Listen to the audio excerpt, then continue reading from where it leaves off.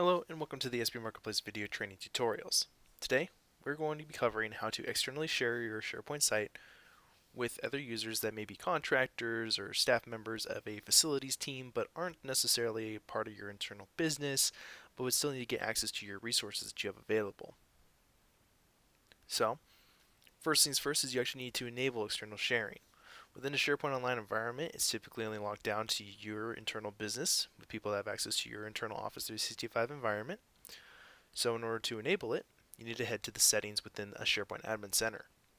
That's done by going to waffle up here at the top, going to Admin, and then heading to your SharePoint Admin Center.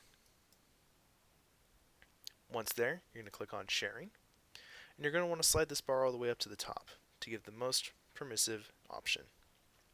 And this will make it so that when you share it, you can actually send it out to people that are part of a Gmail, a Yahoo, whatever email address they have that's also a Microsoft account.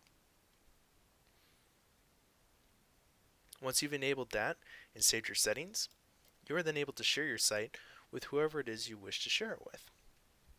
And that is done by going to your actual site permissions of the site, covered with another video, but you can also go here to the site permissions, go to your advanced site permissions, and also choose which other group you want to give this person access to. If I had an external user, that would be a content manager for my particular site here. I can go ahead and open up the content managers group, add a new one, and then enter a name, email address, or everyone. In this case, since I'm externally sharing it, I would put in the exact user's email address. And when it shows up, it'll pop up with a message that says, keep in mind this user is outside of your organization and you will be giving them access to this particular group. If that is what you were intended, then by all means you save and click share. The user will receive an email invitation through their mailbox, where they will have to follow the link within that invitation. Otherwise, their invitation to the site will not work. So they need to go through that message that they received through their email, log in using that permission address that you sent it to with whatever it was, whether it be a Gmail, Yahoo, so on and so forth.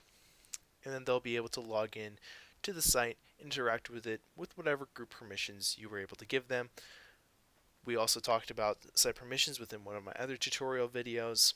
So depending on which ones you guys want to give them, as well as what permissions they might necessarily need themselves in order to lock down the sites, you can give a specific user permissions. But that is covered in one of my other tutorial videos. This is where you would go to invite people to your site or invite them to the group in whichever group that they want to be a part of. That way when they come here, they get the experience just like your internal staff would, because they are in the permission group that is allowing them access to the site, and they just act like another user. But of course they will not have the access to like SharePoint user profiles or any information that will be a part of your internal business.